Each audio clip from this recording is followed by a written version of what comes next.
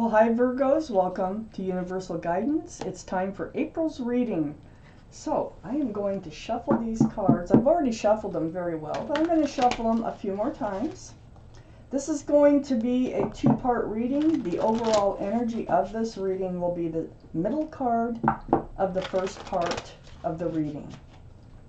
For Virgos, universe, let's see what you can expect.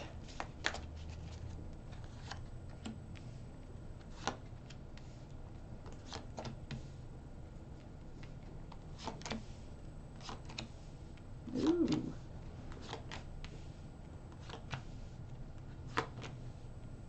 Okay, Virgos. The overall energy here is the Judgment card. This is a spiritual lesson. This surrounds your entire reading. So, what you're going to be going through or are going through is a spiritual lesson. So let's learn that lesson so you can get it behind you. Let's find out more about this lesson. This is your guardian angels and spirit guides. I mean, they're blowing that horn down on you, and they'll do it over and over and over until you learn this particular lesson. So up here in your highest energy, truth, Ace of Swords, clarity through conversation. So this is part of your lesson. These are the two main cards in your reading. Okay? So seeking the truth, having a conversation with clarity. It's right next to the Fool card. The Fool is it's a very happy-go-lucky energy. It's living in the moment. It's like dancing along with your head in the clouds, enjoying every moment without any care in the world, without looking forward, just looking up. And usually you find yourself at the edge of a cliff. And I think that's what's happening here. It's right above the Judgment card. And I think this is a spiritual lesson about looking forward, not up. Okay? So the Fool is right next to this Ace of Swords.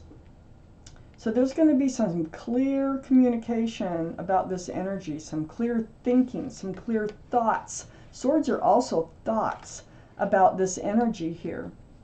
It's right next to the Seven of Swords. So I feel like because you were looking up and not forward, it allows an energy to get next to you or get near you that was deceitful. This is the Seven of Swords is about lying, stealing, cheating, whatever.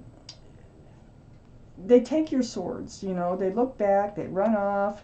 There could be anything just about, but it is deceitful energy. So it's kind of allowed this energy to come in because you weren't aware. You were not looking forward. You were only looking up and living in the moment. So under the Ace of Swords is the Magician. Wow, you have the tools. You have the power. This is right next to the Judgment card. You have the power to change everything.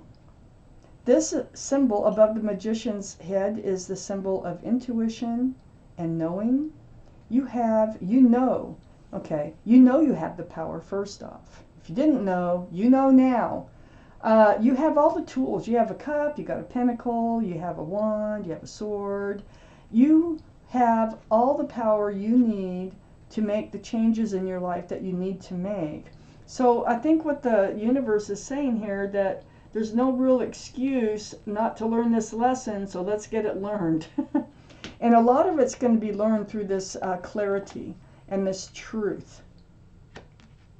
On the other side of the Judgment card is the Six of Swords.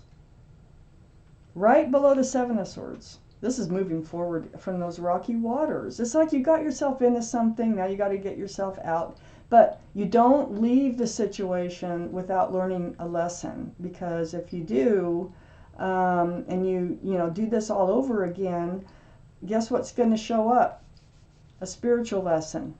It will show up again. So you're moving away from rocky waters towards smoother, calmer waters. I think you're getting it. You're taking all these swords with you. A lot of truth and clarity here. So this is like, it's this energy does not move real fast. but I think you're getting it done. This boat's being pushed by a pole, not a motor.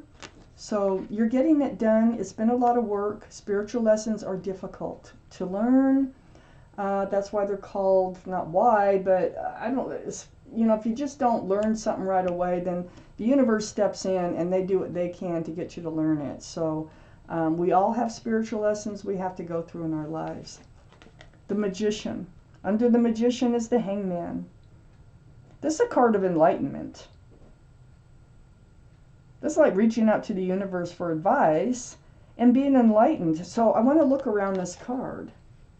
The Magician here is right next to, right above the Hangman. So they're pointing out, the universe, that you have all the tools to get through this spiritual lesson. You will know. You know what you need to do, okay? Use your tools and get through the spiritual lesson. One of them being the Ace of Swords here. And on the other side of the Hangman, under this Judgment card, is this Ten of Swords.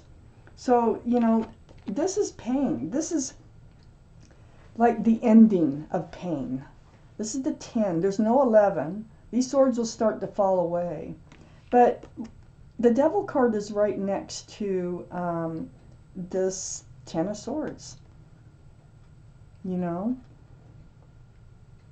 The Devil card, this is the card for Capricorn, so Capricorn might be strong in your chart or in somebody else's chart around this reading. But this is toxic energy. This is being bound to something through someone else. See the chains between these two people? So, you know, it's like three's a crowd. Whatever the third item or person is. So it can be anything so far. You know, this is the sneaky energy here. But these cards go together. You're going to move away from them. It can be anything from addictions to third parties. But you need to learn this lesson. And you will be moving forward. You need to realize, and you probably already have since this reading is coming out, that this toxic energy only causes pain. It's not good for you. You need to move away from it, even though it's not an easy chore to do, but you will be. I think you will be. I know you will be, because a Judgment card is out, and this is surrounding the whole reading. This is what's going on. So Virgos, let's take out the second part of this reading. One more shot. All right, let's see what else is coming up here, Virgos. Getting past a spiritual lesson.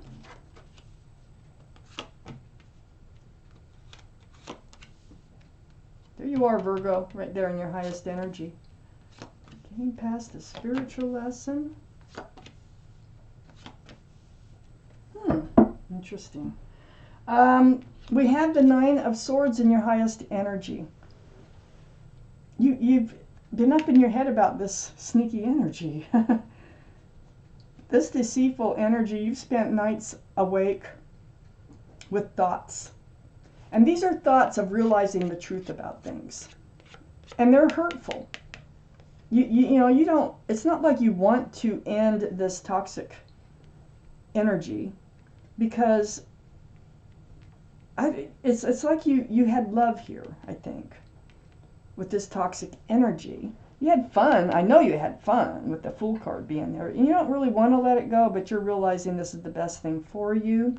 You've reached out to the universe during these times of quiet times, being alone or lonely, with all these thoughts. And so here you are shining the lantern on yourself. It's like, do you recognize, you know, the Hermit, the universe that you've reached out to is like, look at yourself. Look at what you're having to go through here with these swords and these thoughts and this mental pain. Well, the Hermit, you know, this is the card for Virgo. I do look where they shine the lantern, because this is the universe hearing you. And the Hermit really wants you to, you know, pay attention to how this other energy makes you feel. We have the Queen of Wands on the other side of the Hermit. This is possible fire, Aries, Leo, or Sagittarius. This is a staff of new beginnings. This is Leo, Aries, or Sagittarius. You are going forward. You have a love of gardens or flowers or even vegetable garden, any type of gardens, pets or animals, even wildlife. But the most important thing is that staff. And I feel like you're a very passionate person. You have passion for things. And that staff is a staff of new beginnings. You're looking away from all this and you're moving forward. Under the 9 of Swords is the 8 of Pentacles. Yeah, you're going to work on yourself. You're going to focus on yourself, okay? In order to move forward. It's close to that 6 of Swords. So this is how you're going to handle it. You're going to focus on your own security and stability and kind of keep your nose to the grindstone for a while. I have the 8 of Cups. I think you're going to leave this whole situation behind.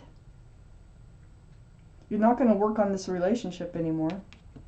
You're leaving it behind, this relationship. This whole, as far as thinking that this is going to become something secure and stable, no, you're giving up on that. Doesn't look like it's going to happen. But you're not giving up on you.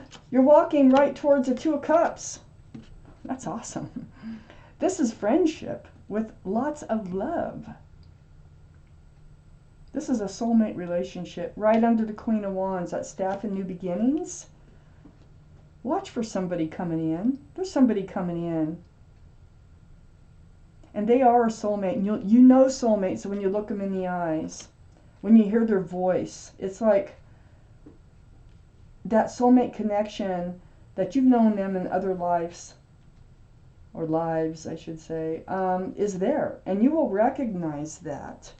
Under this working on the relationship and also focusing on yourself is the Emperor.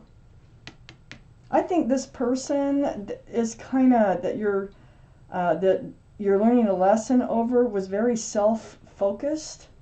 They were very me, and they were stubborn.